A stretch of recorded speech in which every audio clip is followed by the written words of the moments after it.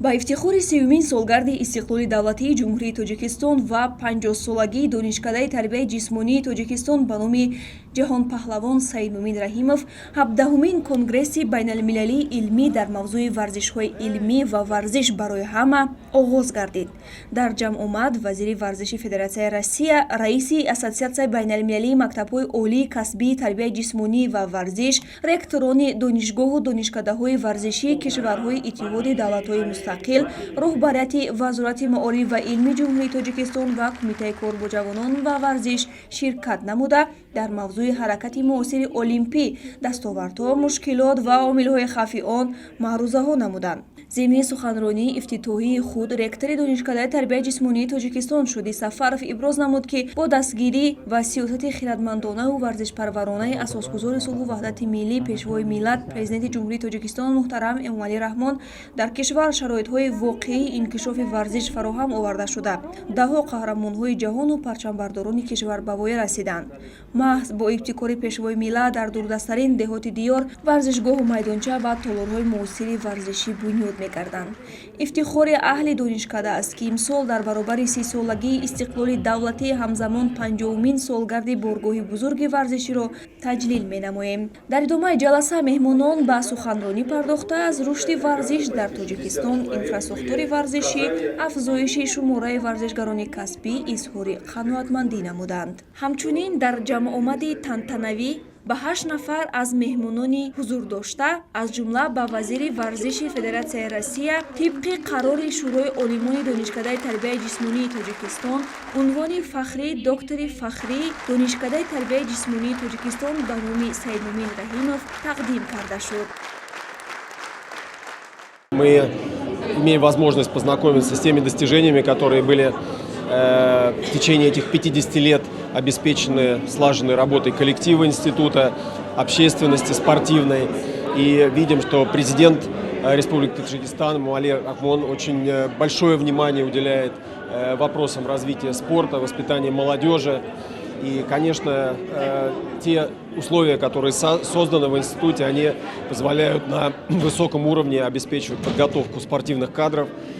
Свидетельством тому является завоевание медалей на чемпионатах мира, Олимпийских играх и очень тесное сотрудничество в области научных исследований, образования с университетами во всем мире. Таджикский институт физической культуры является активным партнером Международной ассоциации спортивных университетов, неоднократно принимал у себя различные конференции среди студентов, преподавателей, ученых. И то, что сегодня такое представительное сообщество ректоров из Казахстана, Армении, Молдовы, Узбекистана, России принимают участие в конференции и торжествах, подчеркивает авторитет вуза и вселяет уверенность, что, конечно, будущее у этого учебного заведения очень успешное. ضمن تشریف خود مهمانان بلازیکر در صحن دانشکده تربیت جسمانی جمهوری تاجیکستان تالار بازی‌های ورزشی را مورد بهره برداری قرار دادند. تالار مذکور برای برگزاری مسابقه‌ها و تمرین‌های نوع والیبال، بسکتبال و هندبال پیش بینی شده است. ضمن ساختمان انشاءات مصالح بلندصفت استفاده شده تالارها با معیارهای بین‌المللی جوابگو میباشند. این یک تحفه خوب برای تربیت گیرندگان دانشکده در عرصه تجلیل 30 سالگی استقلال دولتی به حساب می رود. امروز خیلی که با ما معلوم است دسته دانشگاه تربیت جسمانی از نمود والیبال که این 10 کرات چمپیون جمهوری تاجیکستان و زیاده از 16 جام افتخارنامه‌های وزارت و کارخانه و دیگر به دست آوردگی است. امروز برای ما باز یک تالار نو برگشاده شده است که ما کوشش میکنیم که نه اینکه در تاجیکستان بیرون از تاجیکستان معرفیگر ملت تاجیک باشیم.